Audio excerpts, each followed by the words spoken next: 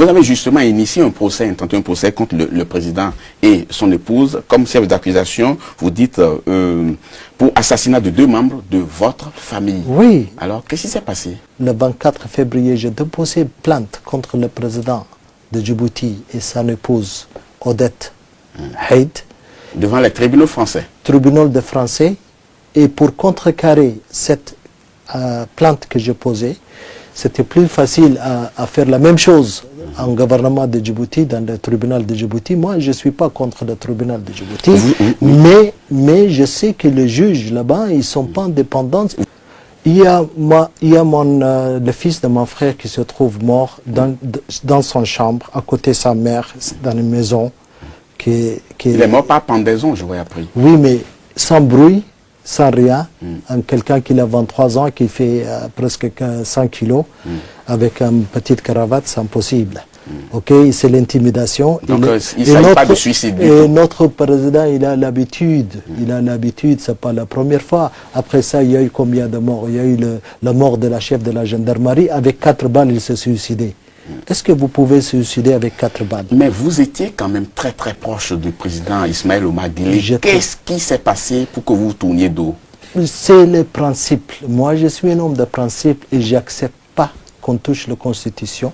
Et je suis prêt aujourd'hui d'aller contre tout le monde qui va aller contre notre Constitution parce qu'on veut garder notre souveraineté, on veut garder notre dignité en tant que pays. Aujourd'hui, Ismaël Omar, qu'est-ce qu'il fait? Il veut rester président pour la vie.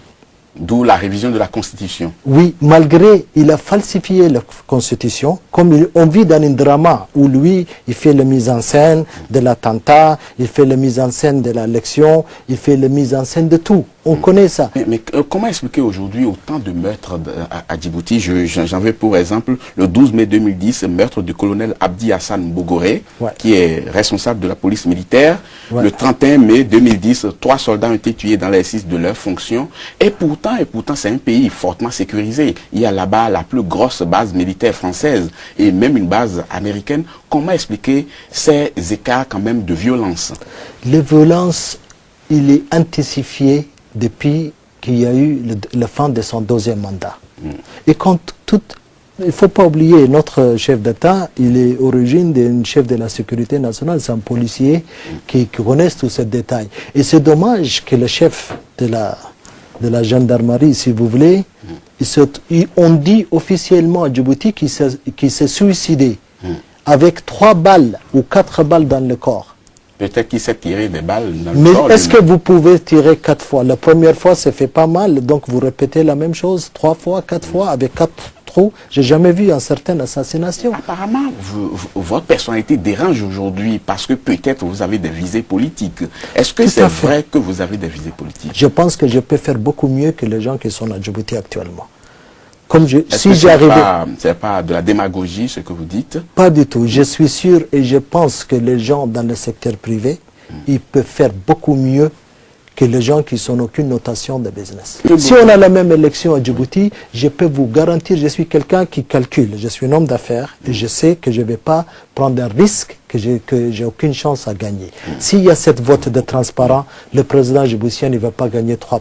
Donc vous êtes aussi populaire, vous voulez dire? Très populaire. C'est pour ça que je suis attaqué. Sinon, pourquoi il m'attaque? Donc aujourd'hui, si je comprends bien, vos affaires sont au point mort? Non. Vos entreprises sont fermées? Écoutez, moi je travaille globalement. Je ne vis pas sur Djibouti, c'est trop petit pour moi. Je travaille ailleurs et je pouvais travailler dans le monde entier. Si on a la tête de travailler dans les pays difficiles, on peut travailler ailleurs. Ce n'est pas ça qui manque, c'est le cerveau qui compte. Bienvenue, merci de votre fidélité à nos programmes. Il vient de Djibouti, il vit en exil depuis fin 2008, il a été condamné par contumace à 15 ans de prison ferme pour instigation d'actes terroristes. Il a choisi de traîner devant les tribunaux français le président de son pays, Ismaël Omar Guelleh. Il, c'est bien l'homme d'affaires djiboutien, M. Abdourahmane Charles Boré. Merci d'avoir accepté notre invitation. Merci beaucoup pour me recevoir. Pourquoi avez-vous choisi de ne pas répondre aux convocations des juges au point d'être condamné à 15 ans de prison ferme par contumace?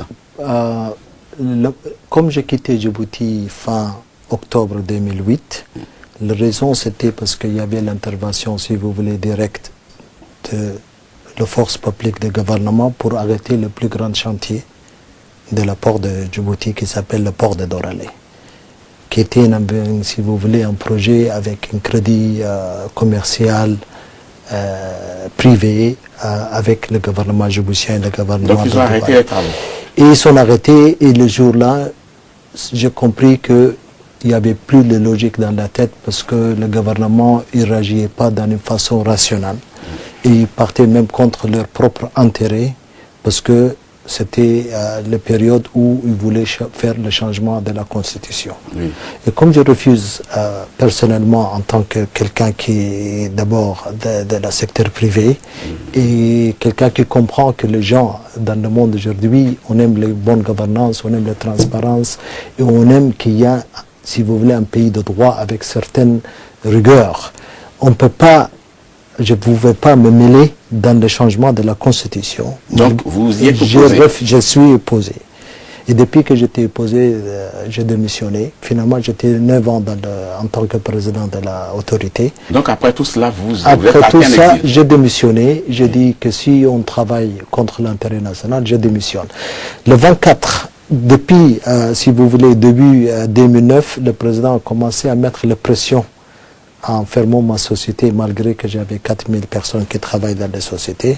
Ils sont arrivés que je ferme la société. Ils sont, si vous voulez, illégalement réquisitionnés et abusivement pris tout mon équipement, mon bien, même. Donc vous avez reçu beaucoup de pression. Beaucoup de pression. Vous êtes parti en exil. Voilà, beaucoup de pression pour que je revienne en courant à Djibouti.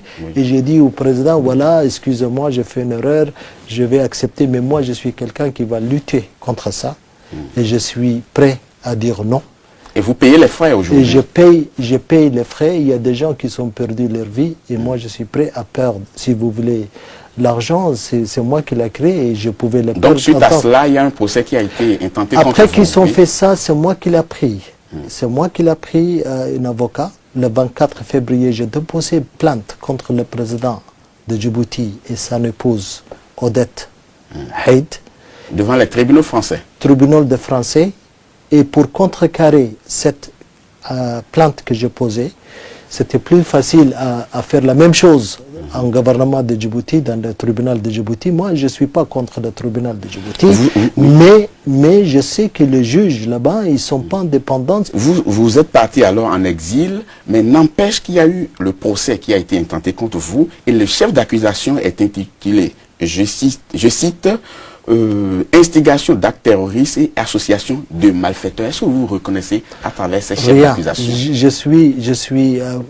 suis un père de famille, j'ai 7 enfants, j'étais toujours dans l'affaire et je suis un homme d'affaires qui a fait beaucoup de choses. Ce n'est pas dans les 1 an que j'étais en exil que je commence à changer mon attitude. Mais je vous dire, en Afrique c'est facile, on va vous accuser. Aujourd'hui c'est à la mode de dire que tout le monde... Donc c'est des accusations fallacieuses? C'est l'accusation non fondée.